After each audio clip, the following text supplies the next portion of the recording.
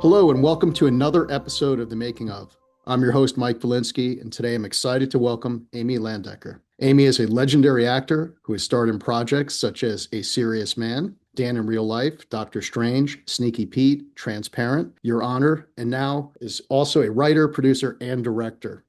I thought we could invite her on to talk about the making of her award-winning film, For Worse. However, before we dive in, we'd like to thank our friends at AJA Video Systems, Zeiss, Broadfield Distributing, and OWC. Now on to the main show. Amy, good morning. Good morning. Thanks for having me. I didn't Thank know I was legendary. I feel really big now. I'm feeling good about myself. legendary you are. It's definitely an honor to have you here today, and I just want to say, For Worse was a blast. Oh, good. I just watched the movie. I had a great time. It's a great story.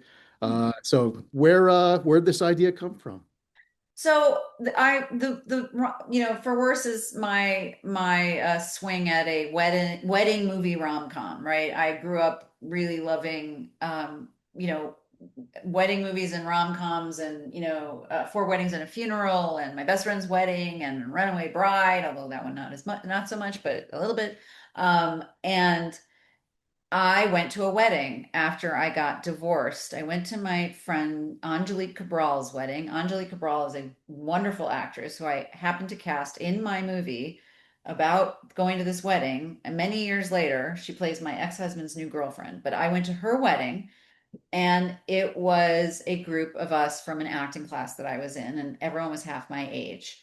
And I was having an interesting weekend trying to keep up with all the kids and all the shenanigans that happen at a 25-year-old's wedding. And my wedding time ended at about 4 o'clock in the morning, where I was told to bring this guy back because he was super drunk and no one was sober to drive except for me, and I was the adult in the room. And I take this friend of hers back and he throws up all over me, and that was the end of my evening. And I thought, well, this is one of the worst experiences I've ever had at a wedding.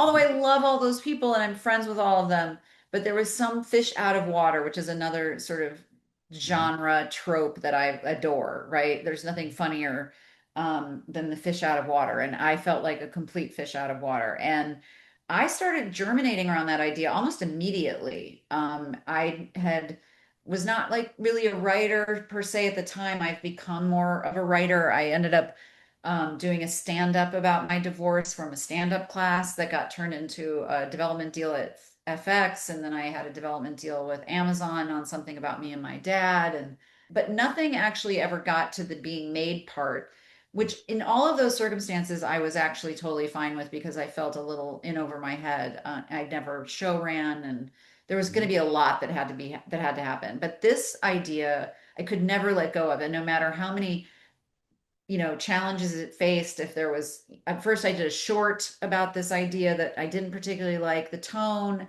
and it wasn't particularly great, but I learned a lot. And then I had a deal where I was going to have like $4 million to do it, and then that money fell through, and then I was going to have like $2 million to do it, and that money fell through. And it was not, it was an idea I just would not let go of because I knew that I just kind of I knew what it was, and I really was into it. I would tell people the story of the movie idea because I'd taken that wedding, and then I'd taken my experience with Bradley in real life, my husband, who when I first met him, we sort of misread each other. It was a very sort of Darcy kind of situation, and I love the Darcy character in Pride and Prejudice. Like any woman who loves rom-coms loves Darcy's. They're always the jerk, but they're not. And then so I was pushing these two things together in this idea, and I would go and pitch it sort of, what they call like loose pitch, right? Like just anyone you're talking to. And everyone was like, I want to see that movie. I want to see that movie. I want to see that movie. And I was like, I want to see that movie. I want to see a movie about like a 50 something woman who's doesn't drink, who's acting like a drunk bridesmaid at a wedding. Like I want to, like, that's a funny idea to me. And so I ended up talking to my dear friend Jay Duplass, who played my brother on Transparent. Happens to be, as anyone who listens to your podcast would know, like the king of independent filmmaking. And he was like, there is a way to make a wedding movie for a SAG ultra low budget. And I was like, please teach me. And I talked to him. I talked to James Morosini, who I'd done I Love My Dad with. I talked to Cooper Raiff, um, who, by the way, I was Cooper Raiff's mom in his first feature called Shithouse, Mhm. and Cooper is now a wonderful, pretty established filmmaker. But he had no problem giving himself a job as writer, director, and star. But I was like, I don't know if I know how to do, like I'm afraid as like a 50-year-old woman who's like maybe I don't know, and it was absurd. It's like he gave me the courage to go, of course I can do this. And Mhm. he also gave me the best piece of advice I had for low budget filmmaking, which was feed everybody well, and then they won't be grumpy because they're not getting paid.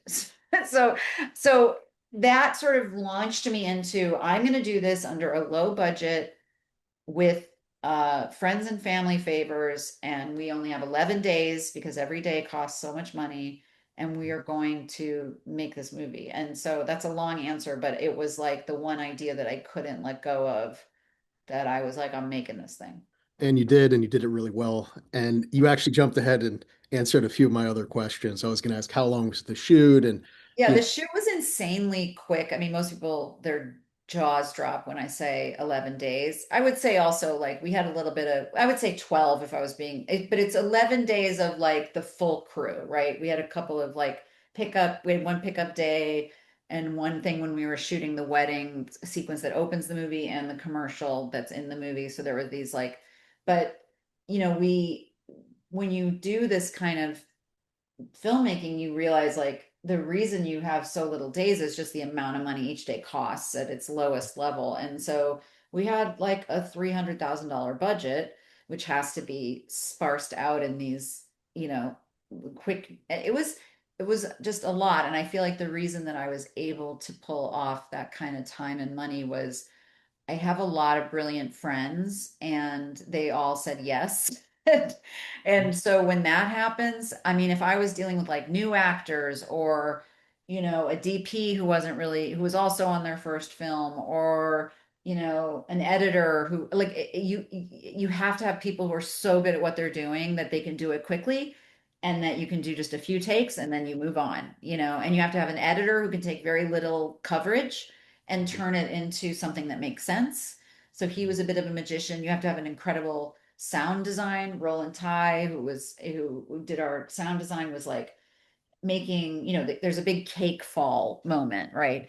And in reality, the shoot was just like, I mean, it's just pieces that I couldn't do a wide. I don't have the money to do a wide. I don't have, that would require everywhere you look being a part of this. We don't have that. So we're going to take like this little shot and this little shot and this little shot and this little shot. And they're going to put it all together with like sound and crashing. And I've been Mhm. watching Heated Rivalry recently, and one of the things I'm most struck by is how low budget it is and how much sound design created big spaces, hockey arenas and award shows and press conferences, and it's all just ADR and music and sound. And so that's the other way that you can kind of make something work with very little time. And we also just had stole a lot of places we didn't permit.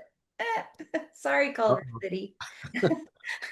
They're going to come after you now. We did not have time or money. So we would run and gun a little bit. And that helped a lot. And I had a producer, Jenica Berger, who lives in Culver City, and she's also a great actress, but she literally like we were at all using all of her neighbors' houses, her house as a location, and using their like driveway and backyards as truck parking. Right. All right. For the crew. Yeah. So Yeah. it's that kind of shoot. You know, um, when I said yes to this interview, of course, when publicists reach out, I didn't realize this is a $300,000 independent film done scrappy, to put it nicely. Um, Yeah. We and didn't talk about that for a long time because we wanted to sell the movie. We didn't want them to know how cheap we made it.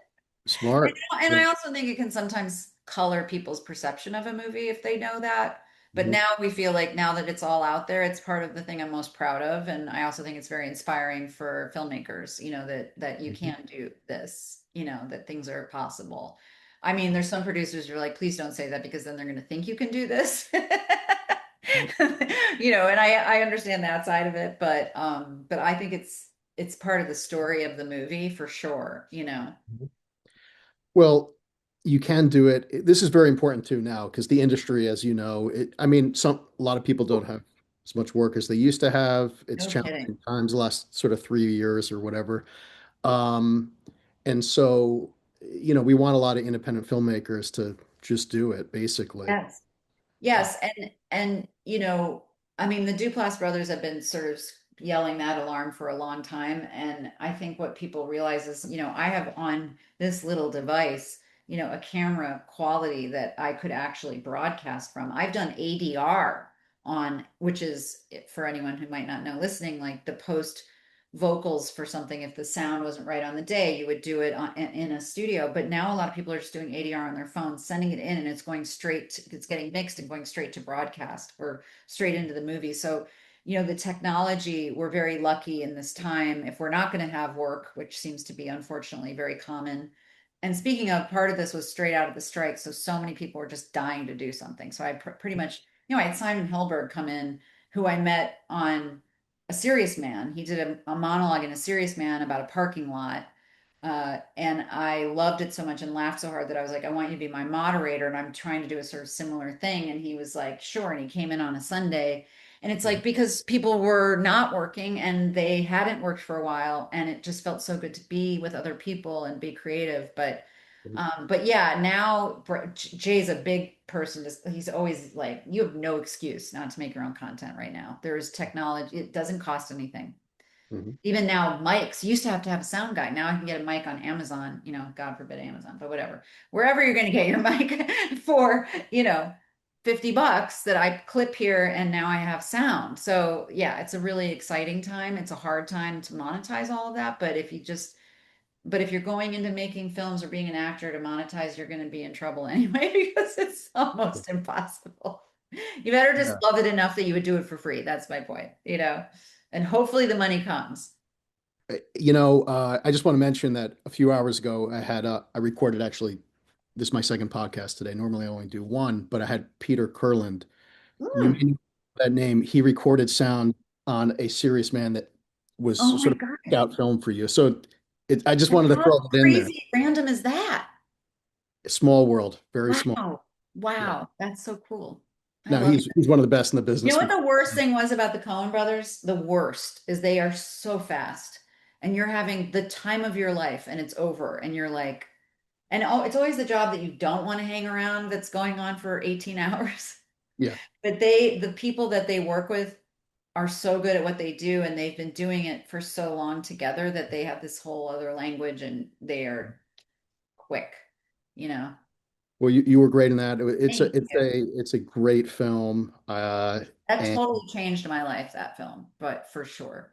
yeah. Um, It was funny though. This is Connor Story, who's on Heated Rivalry. When he comes out of that character of Rosenoff and he's in person, everyone's a little like disappointed that he's that he's not Rosenoff, right? He's like not this like incredibly sultry, sexy Russian. And I remember being asked to go to all these like meet and greets, like meetings when you in something like that and people don't know you, and then all these writers and producers invite you in to have a conversation. I always felt like it was like a palpable disappointment that I was walking because I was playing this character who was like incredibly cool and sexy and stoned and weird. And then I would walk in, I'm like, hi, how's it going? But so for a while I felt like it was a miscue for a bit for casting with me because you were like, oh, that's not who you are, you're completely different. But then what it did also open up was just comedy in general, like Mm. um all the great comedians love the Coen brothers, and so to be in something that had that kind of quality definitely shifted my entire career towards a genre that I was never hired in before and is much more fun to do by far. It was a great film. You crushed it in that. But fast forwarding till little bookend here, sort of, your breakout film, and then this is going to be, it is already your breakout directorial project. So, how did you approach putting your team together? I know you did it on like a tiny budget, friends, close friends, family. Like you're going to make those one time asks. Can you do? Exactly. We met with a line producer. We were interviewing line producers, and this woman was like, she literally used the word, "You're not being sober," which I thought was really funny. She's like, "This is not, you can't do this." And we were like, "Well, we got off the call with her, and she kind of put the fear of God in me." And I said to my producer, James Portalees, I was like, I had three producers, Valerie Stadler, James Portalees, and Jenica Bergere, and then my husband and we all produced it together. Mm, And then we have financial backers and other producers who came from my Chicago theater connections and tradition who had wanted to move into filmmaking. But you had to find people who were excited at the challenge and not negative about it. So that's the first thing. It's like, does this excite you or does it scare you? Because we're all scared, but like, is it fun scared or is it like, I don't want to do this scared? mhm, So I met Beck Baylor. She was a DP that had done a lot of commercial work. I think she had done a feature, but it was a while ago, and she was mostly doing commercials, and she really wanted to get into more into narrative. And I met her, and I needed a DP that I felt I could immediately like lean on because I hadn't directed a lot. I wanted it to have a rom-com quality, which meant brighter. It wasn't going to be like this was not an indie vibe often. It was I was trying to do sort of a very rom-com vibe. And so I mhm, felt like she having her experience really helped me with the speed of that. She knew exactly what I wanted. We actually got to do a camera test at Panavision with lenses and stuff because yeah, that made a big difference. Like she was very prepared.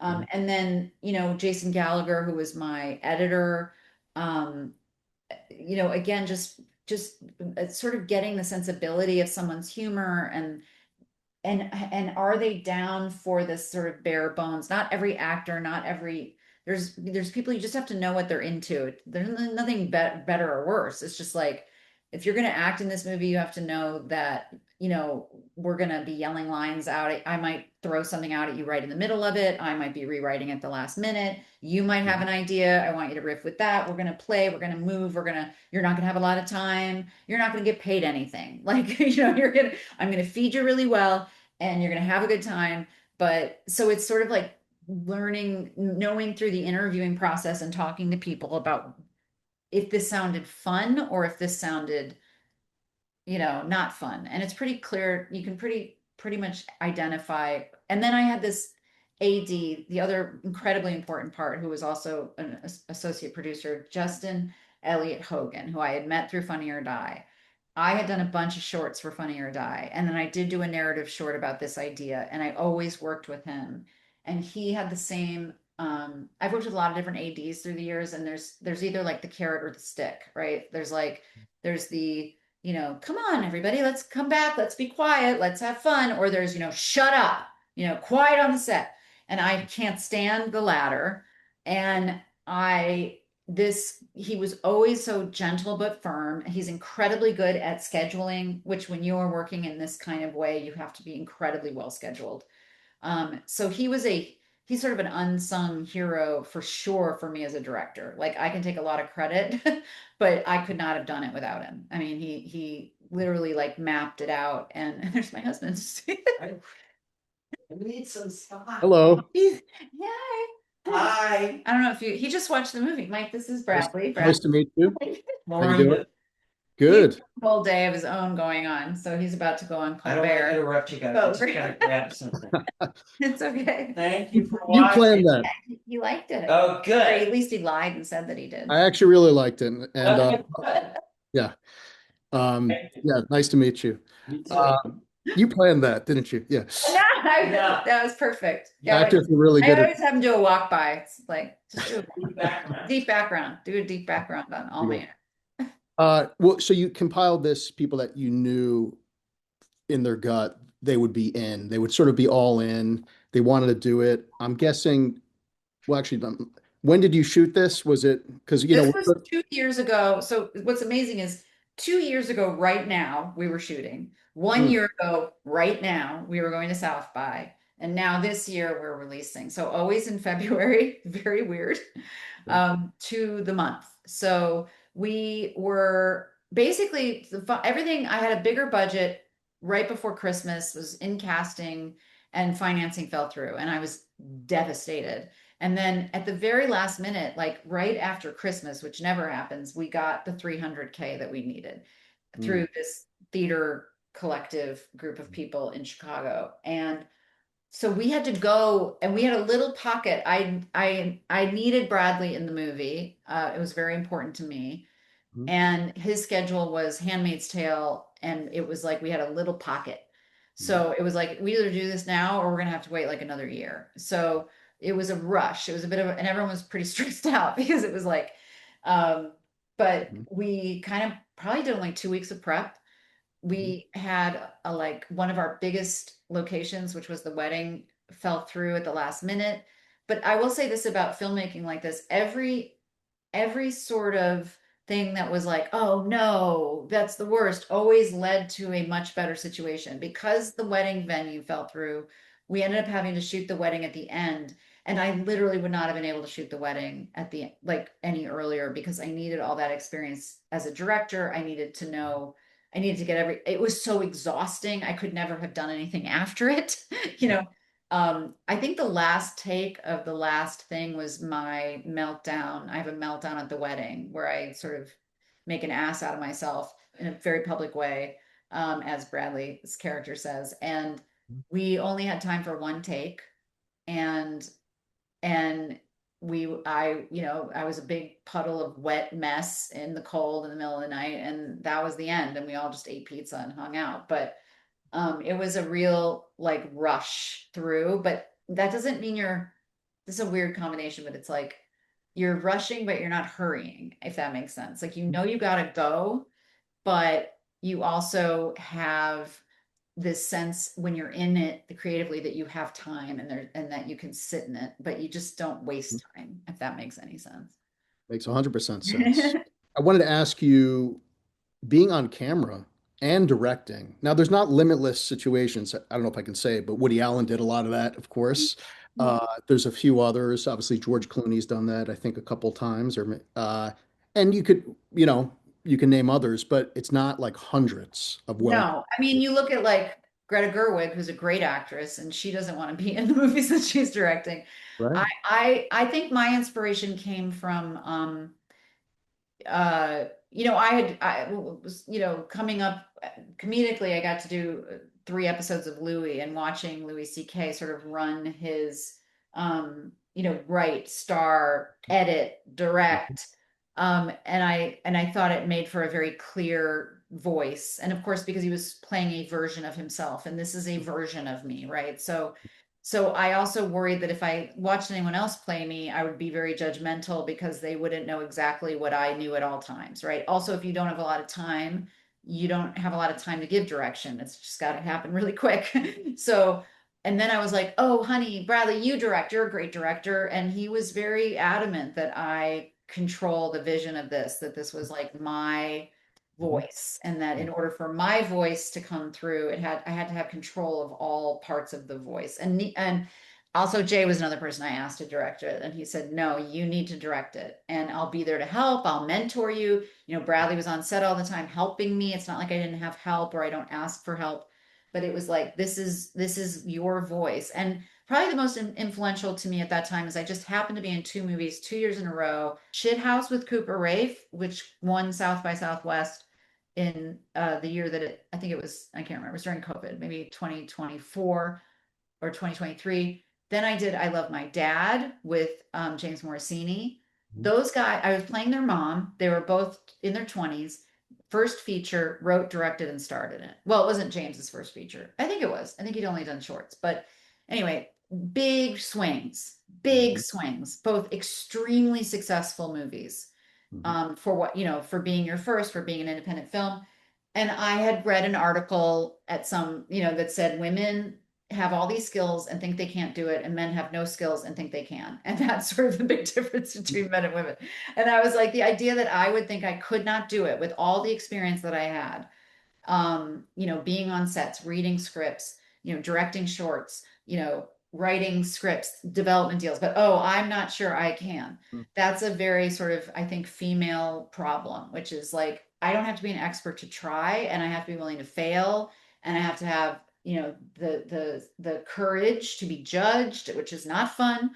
And these guys were showing me the way, and I thought, I want to do what they just did. And I'm really proud of myself. And the fact that like I actually ended up at South by with it is so touching and telling. And I never got to go to South by before this. I always had a scheduling conflict, even though I've been in several films there. The first time I got to go was with my own, and I think that that was really kind of incredible and poetic.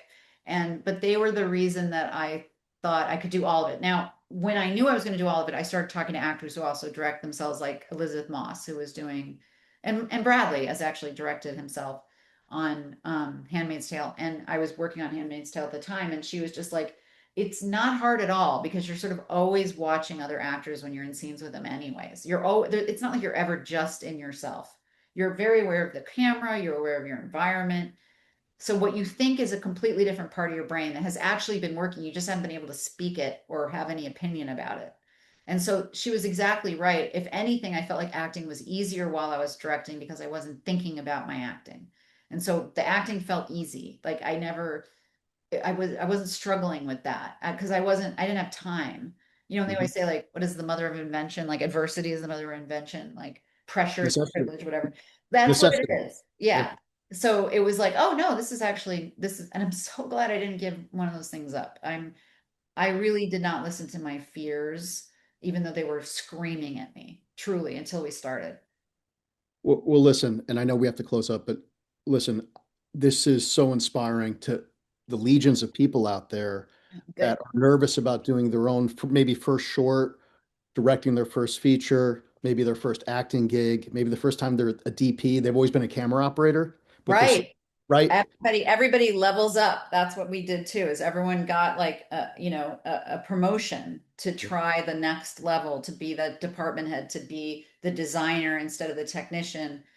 Exactly. It's a really, and you know what? It can be bad too. Like the short I did was not good. I mean, it's like it doesn't, you're not, I'm thrilled it for me turned out, but often it doesn't, and that's okay too. I mean, it's like you have to be able to fail. You have to be, willing to fail because you can't be perfect right away. And there's stuff in the movie that's really hard for me to see because, oh, I wish my set deck had been different because I didn't realize I was shooting that way, or, we didn't get enough coverage there. I don't have the cutaway of this. And it's like it's okay. I can't be perfect. There are people who are going to love it and there are going to be people who don't love it. But like, what a feeling to finish something and to see your own vision through. Very, very satisfying, as scary as it is.